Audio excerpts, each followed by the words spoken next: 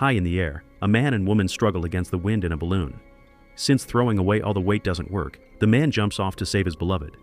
This is a memory that has come back to Amelia Wren, an aeronaut feeling nervous about her first balloon flight after over 2 years. Her sister Antonia thinks she shouldn't fly if she doesn't feel well, but Amelia is stubborn and explains she just needs a moment. It's 1862 and most Londoners have come to see the balloon take off. James Glaisher, the scientist that will be joining this expedition, isn't too worried about the dark clouds in the sky, but his friend and fellow scientist John True is. James insists he's made the proper calculations and it would be fine, and his argument is backed up by the man that has invested his money on this flight and wants to see it happen. So no matter how much John worries, the balloon is taking off today. Amelia arrives late, but she makes quite a show out of it, knowing that tickets sale are what keeps their flights funded. She arrives in a very colorful circus-like dress while riding the roof of her coach car, then jumps around the balloon platform making jokes and trying to get a very awkward James to play along. She even brings a dog that will fly with them, ignoring James' protests. After giving a speech about adventure and promising to break the French's record of 23,000 feet, Amelia finally frees the balloon without giving James time to finish taking notes and measurements. As soon as they are a few feet above the platform, she climbs to the balloon hoop and drops the dog, who has been carrying a parachute all along, and makes a safe landing as part of the show. As they fly above London and admire the breathtaking view, James takes out his binoculars and watches the building of the British Society, remembering how all this started. 2 years earlier, he and John climbed to a roof to watch a different balloon successfully take off. Later, James asks the British Society for funding so he can go on a similar expedition, but he's turned down. Everyone mocks him for believing the weather can be predicted as if they were fortune tellers. The insults even reach the ears of James' parents, who are as hurt by this as he is. Back in the present, Amelia changes her show dress for warmer clothes while James sends out his first pigeon with his readings. As the balloon goes higher, they enter a cloudy area, and just like John, Amelia worries about the possibility of a storm. James insists his predictions don't include a storm, but the weather soon proves him wrong. Lightning begins appearing around them and a very strong wind starts blowing, shaking the balloon along. James falls on the bottom of the basket and hits his head, causing it to bleed, but Amelia refuses to land the balloon since she knows how to get out of the storm. They just need to fly higher, making it above the clouds. The wind suddenly gives the balloon a particularly hard shake, causing James and Amelia to be pushed out of the basket. They manage to hold onto the hoop before the wind hits them again and James falls inside the basket, but Amelia is left hanging onto one of the ropes. Helping her climb back proves to be a problem when James isn't very strong and the wind continues to go against them. So he solves this little issue by tying himself up to the basket before offering Amelia her hand and finally bringing her back inside.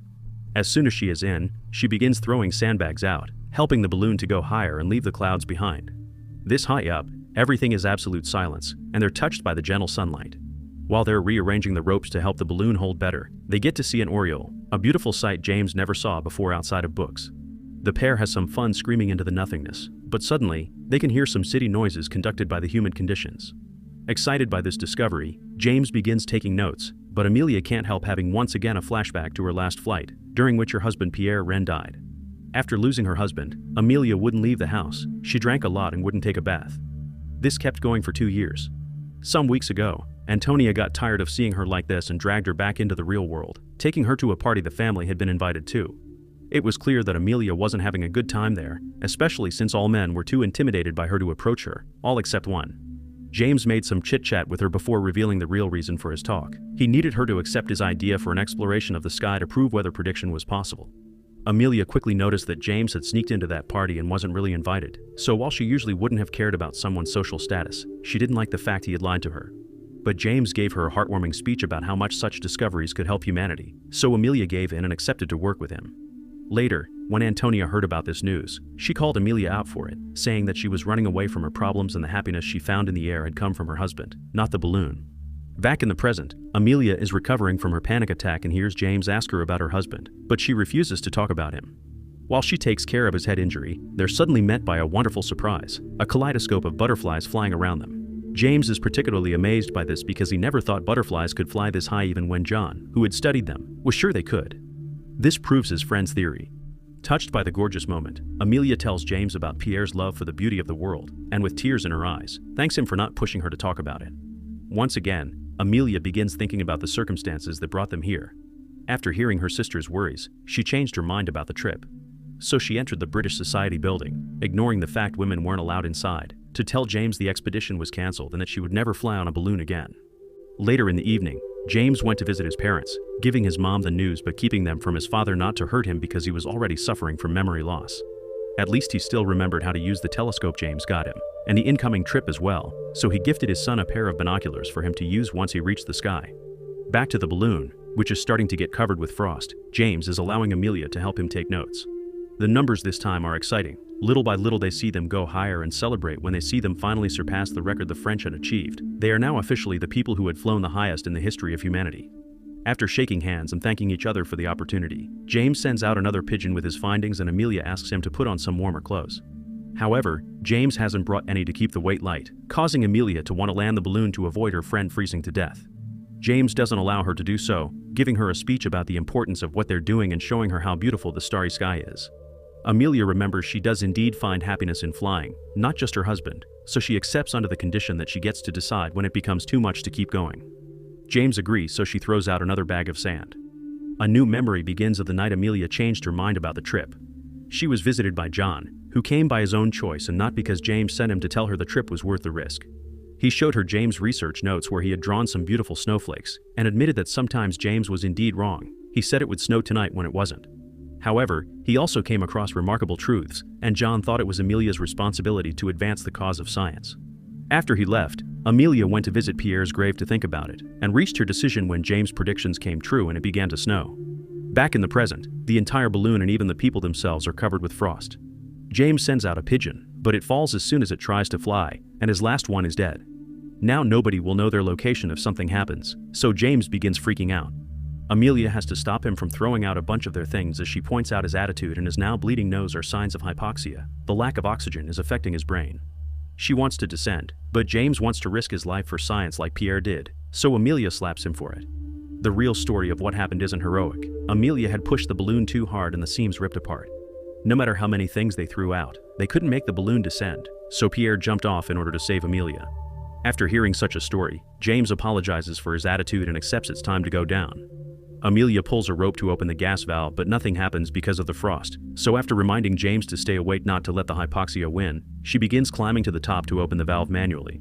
This proves to be a difficult task because frostbite is starting to set in her fingers, but she pushes herself to keep going until she slips and is left hanging upside down from the rope. Thinking back about her husband's death, Amelia decides she can't let his sacrifice go in vain, so she puts herself together and begins climbing again, this time with a rope tied to her waist in case she slips again. James has fallen unconscious by the time Amelia makes it to the top. She tries to push the valve with her elbow, but it's stuck, so she must risk standing up and kicking it. This does work, but to keep it open she has to take off her boot and put it between the valve and the balloon. Right after achieving this, she falls unconscious as well, only to wake up minutes later when the balloon begins descending and she slips off the edge. Meanwhile, on the ground, Amelia's family and the British Society are worried because they haven't seen the balloon fly back yet and the estimated time of arrival has already passed. They try to stay optimistic though, because usually hearing about them means you are hearing about a disaster, so they should see silence as a positive thing and just wait. At the balloon, Amelia finds herself hanging on the rope she had tied to her waist, proving to have been a lifesaver. She makes it swing a couple of times to be able to reach the basket, and once she's back inside, she tries to wake James up. At first there's no response and Amelia thinks she may have lost him, but thankfully, after lots of shaking, he eventually reacts to her call. He takes their final readings before taking care of her frostbitten hands, only pausing when it starts snowing to catch some snowflake for later analysis. Afterward, they sit while waiting for the balloon to finish descending, and Amelia says she's reached a conclusion to his sister's question of why she wanted to fly again. She wants everything she's lost to have meant something. In return, James mentions some of the discoveries he's made, but most importantly, the fact he's seen beauty that can't match the illustrations on books and the fact they brought stars closer, which Amelia agrees with. Suddenly, Amelia notices that the snow isn't falling, it's hovering, which means they're traveling at the same speed as it.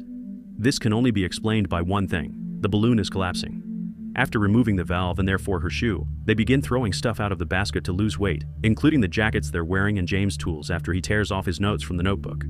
This still isn't enough, and for a moment they think they have no hope, but James gets an idea. Both of them climb onto the balloon hoop, then he cuts the ropes to let the basket go as well. The balloon is now descending at a very dangerous speed, and Amelia considers making the same sacrifice her husband made, but James stops her just in time. He has a new idea. They cut the cords that keep the balloon in shape and the silk gets pulled up, transforming the balloon into a parachute.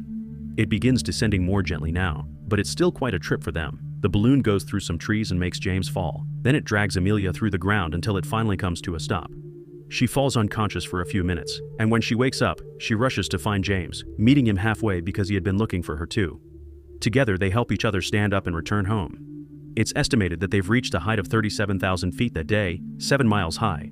Their success makes it to the news and is seen by James' parents, who are proud of his son. His findings prove the existence of layers in the atmosphere, a discovery that leads the way to the first weather forecasts and has earned James the respect of his peers. After spending some time with her sister and nieces because she mustn't forget to live, Amelia and James build a new balloon to go flying again and continue their research. Make sure to subscribe and